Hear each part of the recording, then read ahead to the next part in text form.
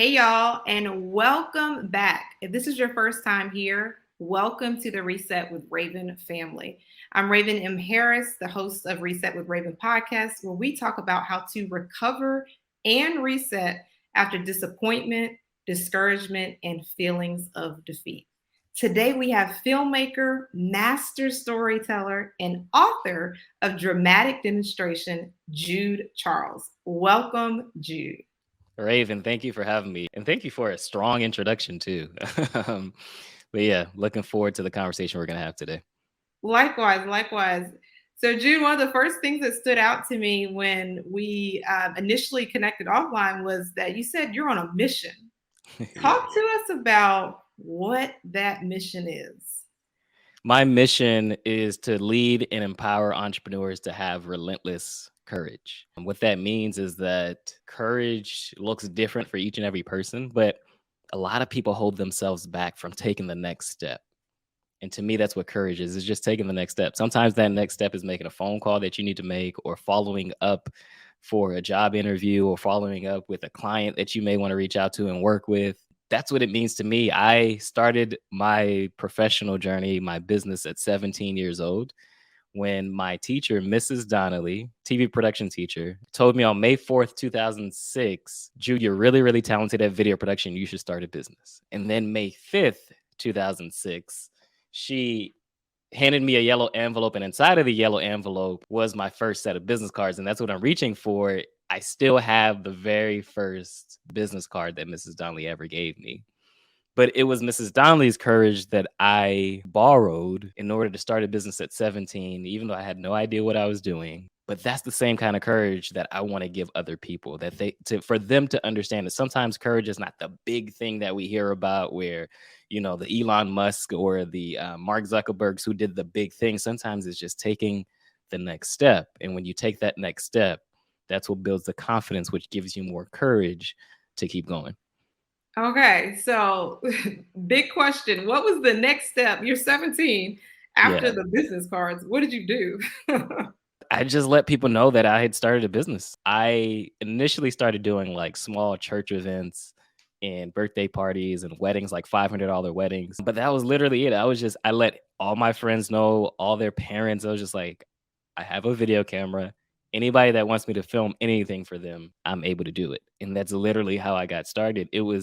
I just believed that all I needed was business cards and a borrowed video camera. And I was just like, someone's going to pay me. So one way or another, they're going to pay me to do whatever it is that they want me to do, whatever it is that they want me to document. What's coming to mind is I'm thinking about, 17, typically Mhm. like a high schooler. People are thinking of Yeah. like, what am I going to do with my life? Am I going to go to college? Am I going to go to the military? Am I going to go get a job? And you, Jude, were like, I'm going to start a business. I had no idea what it meant to start a business. Mm. Like I said, Miss Donnelly is the one that gave me the business cards. And the only thing that stood in my mind is I can make money. I was already talented at video production, and my teacher is telling me I can make money from it. That's a no-brainer for me. I'm the youngest of 10 children. My father worked as a construction worker. My mom worked at a chair factory. So blue collar workers. And to me, it was always in my mind that I would do something entrepreneurial. Now, I didn't know how or when. I didn't think I would do it at 17 years old. But the only thing in my mind is I could make money. Now, my family thought it would just be this side thing that I would do for fun. But I really got into it. When I was 18, 19, I got my first big contract from the city that I had lived in at the time, the city of Pompano Beach. They were celebrating 100 years, and I bid for the contract to do the 100-year anniversary documentary. And I actually ended up winning. And I was like, yeah, at that point, it became serious for me. And it was just like, I could make money from this. Now, at the time, I only made $6,000 off that project, but it was something that made it tangible, that made it real. Like I could make real money doing the thing that I was passionate about. Was it your confidence in your skill set? Was it your internal drive? I'm just wondering because I think what you've done and what you've accomplished, and to have that, I guess, boldness or courage at that young of an age, Mhm. it's very respectful. I'm like, wow. Like, what do you think gave you that, like, like, I got this, I can make this work? What was that for you? I think for me, it was getting the small wins. Like I said, when I got the contract with the city of Pompano Beach, it made it real, it made it tangible.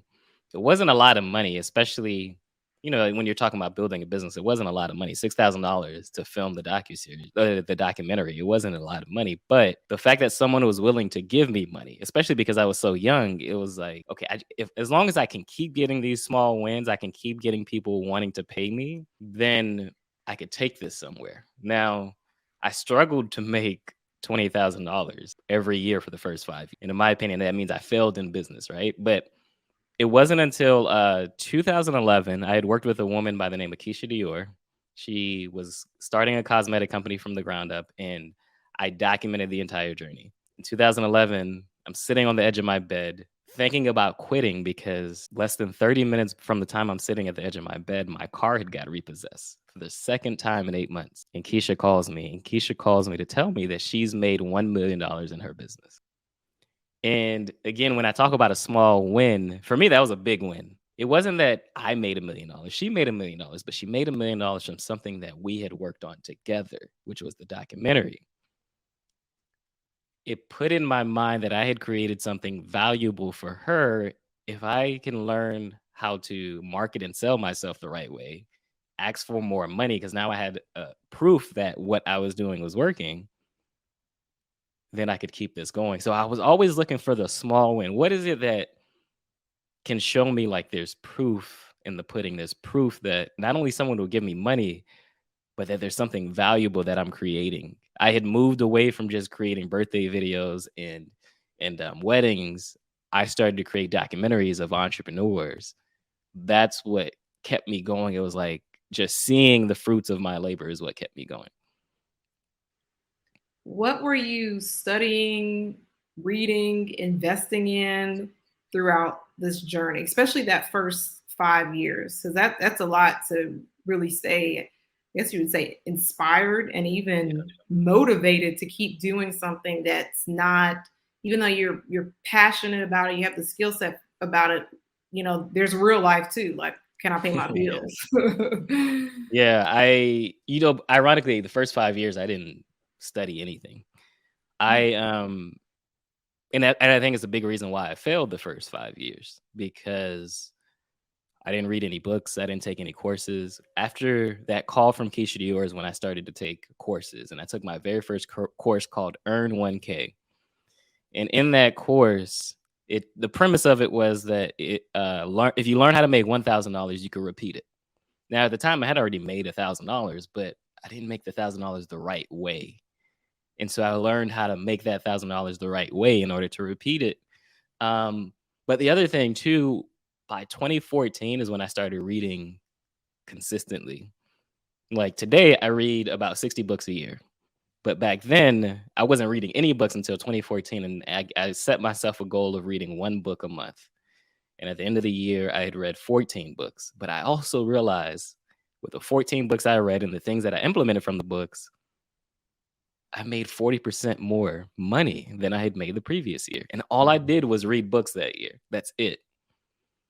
And so I wish I would have done that sooner. I got in my own way. I had too much pride in thinking that I had to learn it on my own and do it on my own.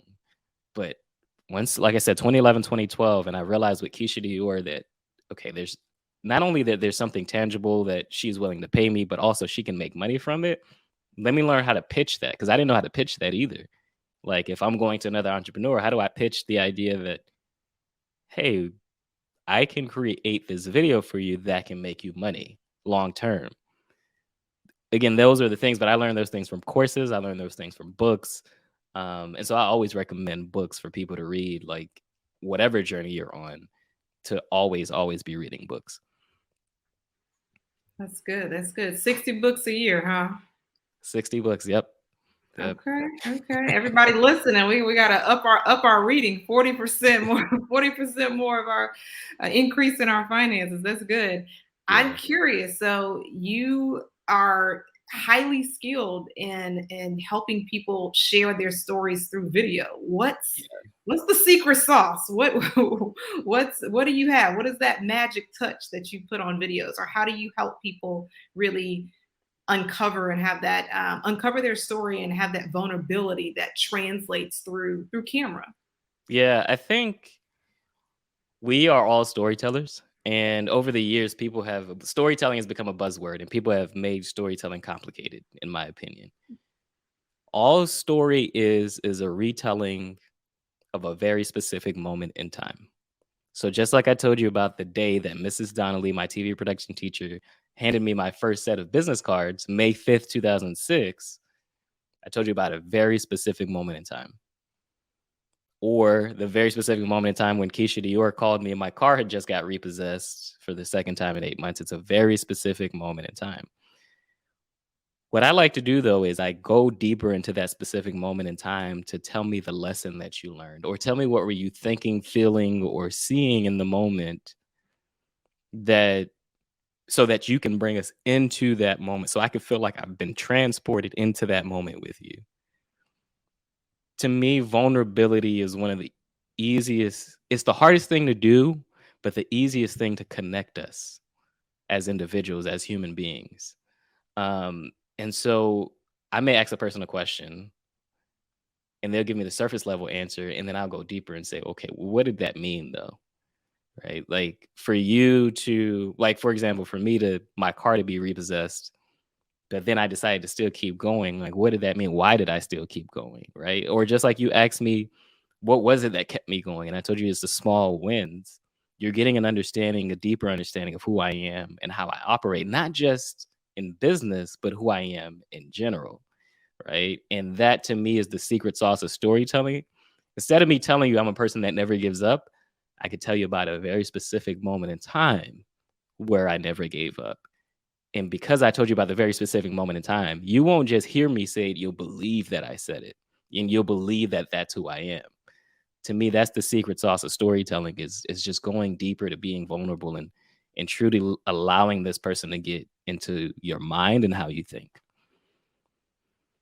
So you really get an understanding of like the core of like the person and what they've been through. That's interesting. I've never heard that term when you said you transport to like bringing the viewer or listener to that moment, to that Yeah. specific moment in time. I've never thought about it that way, and it makes me think about. I guess it's like a docu series that comes on TV One. Is it you've heard of Unsung? Yeah. Yeah.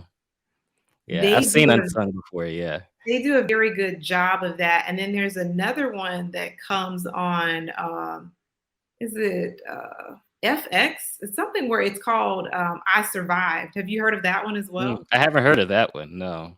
And that's what it feels like. It feels like you are there experiencing everything that they're going through in that moment. But I've never thought about it. It's like you're transported because I remember one of them off of I Survived. I felt like I feel a little uncomfortable after hearing that because it just felt so Real. real. Yeah. Yeah. Huh.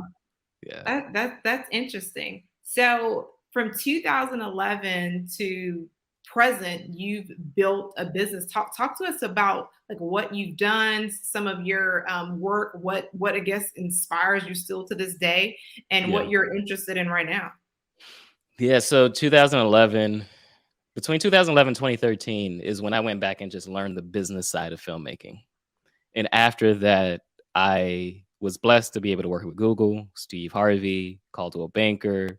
Um, and then today, all I focus on is documentaries for entrepreneurs. So what that means is if you read like a biography, if you read like Steve Jobs' biography or Tyler Perry's biography, what I will do is take that, not necessarily the actual biography, but I will, the same way that you're reading about different stories with that person, I'm documenting the stories that's happening in that person's life as it's happening. And so that's what I do every single day. I only work with 5 clients a year on the production side, just literally following them around, what it is that they're doing in their company, who they are as whether it's a husband or a wife or who they are as leaders. I want to show you a 3-dimensional view into who they are. That's what I do every single day. What inspires me today is I do watch a lot of documentaries because of that, but I also read a lot of books.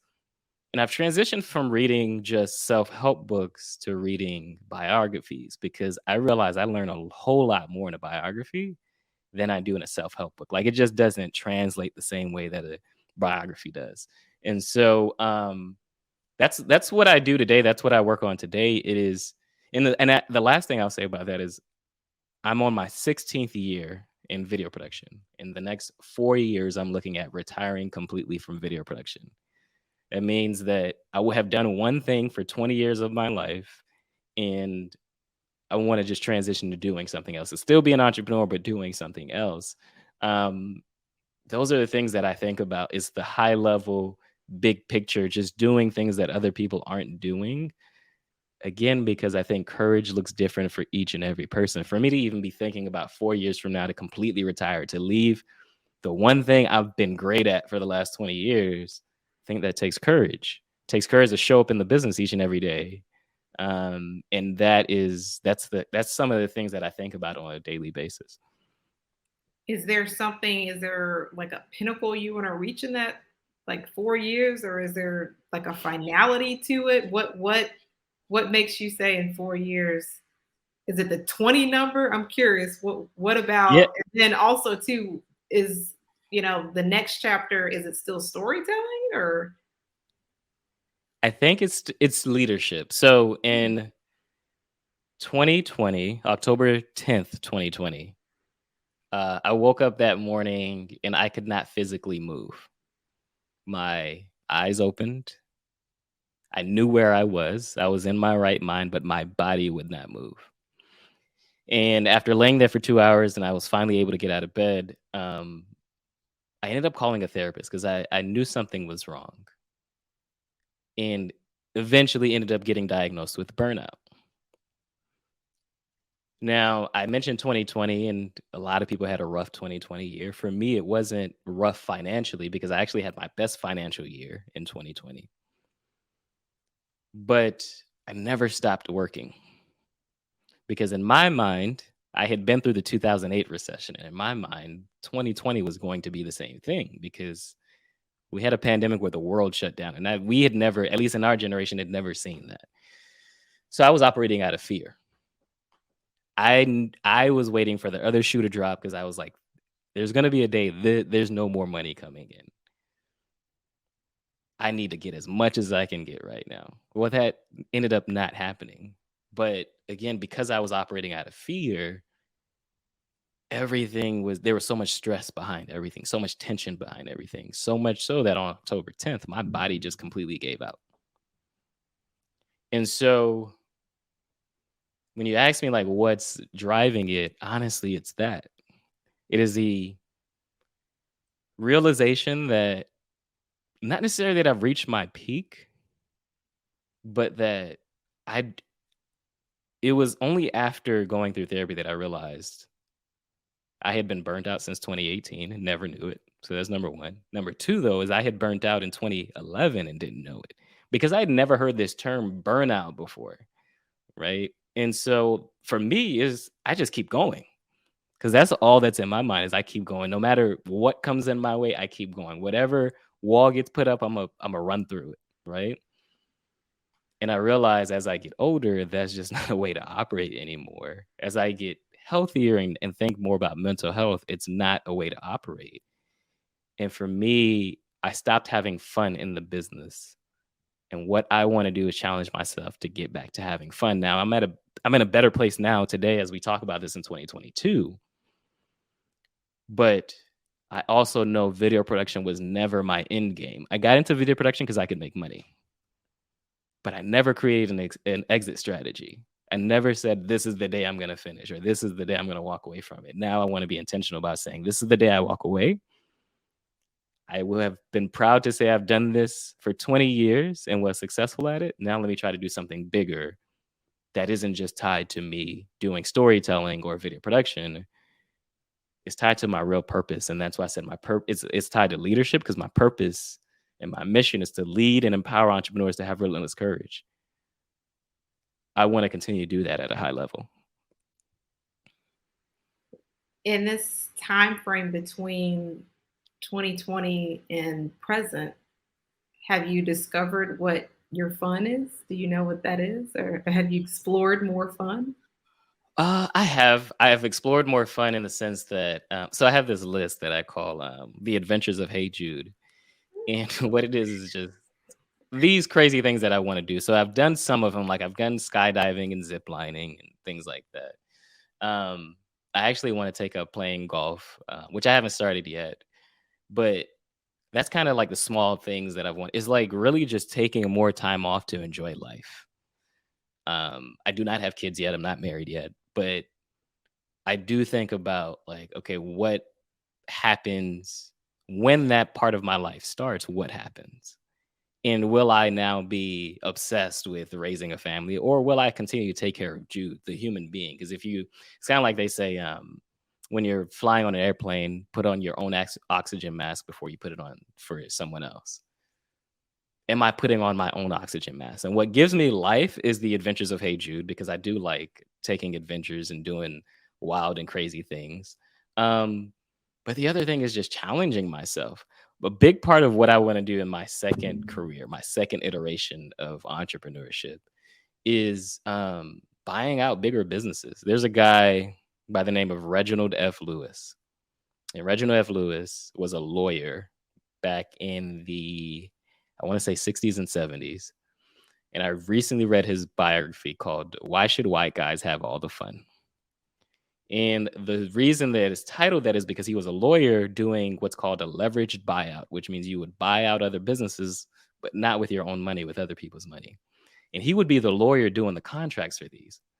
Well, he got to a point where he was just like, I don't want to just be the lawyer. I want to have a seat at the table. I want to be the guy doing these transactions. Reginald F. Lewis was the first African American to form $1 billion business. And in my journey of wanting to do something bigger and to challenge myself, I've seen the behind the scenes of very big businesses. I've worked with them, I've operated with them, but I haven't been the one managing them. I haven't been the one to operate them. So I think of my second iteration as not only purchasing these companies, but then doing leadership retreats with the executive team to help them understand their stories better, to help them understand their purposes so that when they are leading these teams, they're doing it from a higher level. It's not just we want to make more money. We're doing it by being mission led or purpose led, purpose driven. That's kind of my bigger picture. That's what drives me is like, I'm not looking to make an impact with millions of people. I'm looking to make the impact with the one person that reaches millions of people. And I know that's that's my gift that God has given me. And that's what I want to continue to challenge myself in doing. I don't need to hold a camera to do it. I don't need to manage a production team to do it. It may still be a part of it, but it won't be the biggest thing that's a part of it. Very, very profound, especially in the discovering your gift. You hear a lot of young people or millennials. It's a huge thing right now. Like, Yeah. what's the point? Why am I here? What's my purpose? One of the things I've been reflecting on over the past few months, especially as you're seeing an increase in suicides and you're seeing an increase in people openly discussing their mental health challenges and talking about anxiety, talking about depression. I come back to like, what's your why? Or have you discovered like why you are here on earth? Or what are your gifts? Like what's your why do we need you here? We need what you have. So I think that's amazing that you've discovered your gift, and it sounds like it's been a very interesting journey too. And I would be remiss without talking about, especially with entrepreneurship, how you said the first 5 years were rocky. They were rough. You almost gave up. You almost quit. Because I know somebody needs to hear that, whether it's in entrepreneurship or whether they're just going through a hard spot or a challenging time. And they're like, I'm on the edge. And it's like you're on the edge of also too of greatness. You're on the edge, or you're just that one phone call away from someone saying, hey, you helped me make $1 million, or you helped me through this, and we need what you have. So thank you so much for sharing that. One of our closing questions that I have for you is I talked to you and I've talked to our listeners about that I'm being more intentional about having more men on the podcast, and this limited series of Let the Men Talk. I'm asking them what's important to them right now. What's their major focus? I feel like you answered a lot of that just now, but I'd I'll love to. add I'll add more context to it. Okay, yeah, I'd love to take a deeper dive into that. And also, too, you said when we initially met that your why has changed. Please Mhm. make sure you discuss that. Yeah, so what I'm thinking about now is yes, I've answered some of it is mental health. When I went through burnout, I also went through depression and anxiety. And burnout caused an identity crisis for me because I had to look at not just what I do, but who I am and who I am outside of what I do. So finding my why, finding my purpose has come from that. But that came because every year since 2013, I've taken 2 months off. From 2013 to 2020, it was November and December that I take off every year. Now I take off every June and December. And the reason for those 2 months off is for me to reset, to re energize, to assess how the year is going or has gone already. Um, and so that's why I say mental health is important. It's not just mental health is important, like doing checks, with myself or seeing a therapist regularly. Mental health is important in the sense that I really believe in blocking out the noise. In those 2 months that I am off, I am not on social media. I am not in my email. I'm barely spending time in my phone. What I'm doing is truly just doing the inner work that I need to do to decompress and to think about where am I going? Where have I been? Am I happy with where I've been? Am I happy in general? Um, and then where I'm going next. So that's what is very top of mind for me right now is mental health. How my why has changed over time is that in the beginning, I understood my why was leadership. My father passed away in 2014, and I am the youngest of 10 children, but I ended up giving his eulogy. And in that moment, in that week of him passing away and then giving the eulogy, I understood that my reason for being was leadership. But this lead and empower entrepreneurs to have relentless courage came recently in 2021 when I took my sabbatical. That's what I call it, 2 months off my sabbatical. Um, and what I realized is that I took for granted the courage that I had to do the things that I'm able to do today. To even say out of my mouth that I want to retire at 20 and be able to run big businesses in the sense that I may form a $1 billion business, that takes courage to even believe it. That takes courage to even say it, to speak it out loud. And I took that for granted and understanding that when I meet with my clients, no matter if they're running big companies or whatever, what they look to me for is not just for me to create their story, help them craft their story. What they're looking for is leadership and leading them to have courage to go to the next level. And so that's why my why has changed over time. It's not so much that it's changed, it's just it's sharpened, but it only sharpened because I was able to take that time off to truly know what Jude thinks, not what social media thinks or the next guru or the next coach. What does Jude think? And why does Jude think it? And getting really deep into that, that's what's important to me right now is not being influenced by any other person or any other thing, being influenced and led by Jude. I believe that leadership starts with self leadership. You can't lead others unless you lead yourself. And so that's what's really important to me. Mental health is a part of that.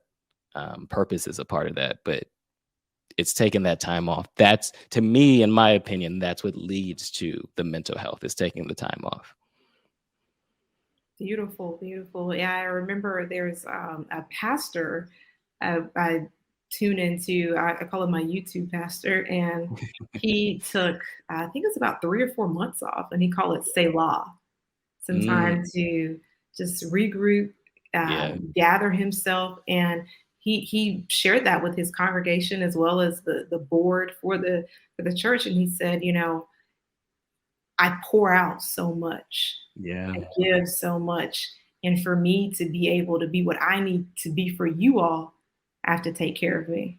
Yep. Or as we hear so often, you can't pour from an empty cup. Yeah. So Yeah.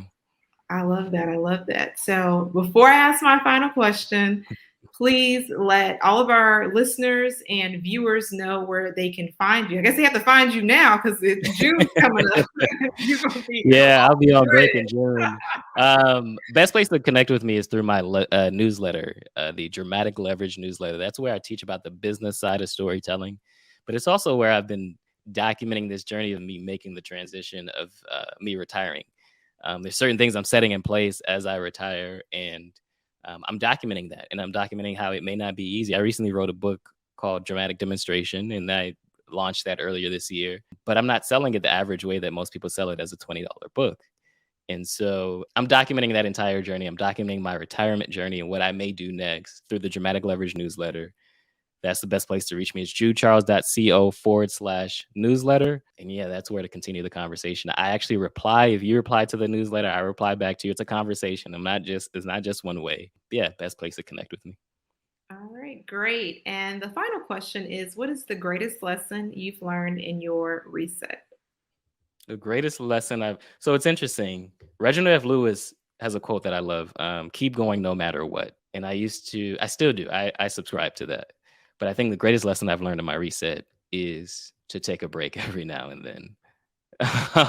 Sometimes it's not okay to keep going no matter what. And actually, I'm gonna switch it. What I've learned, because this is really the reason that I kept going no matter what. But what I had to learn in this reset are 3 words. I am enough. I used to keep going no matter what because I didn't believe that I was enough. I need to keep doing things. I need to keep doing versus being.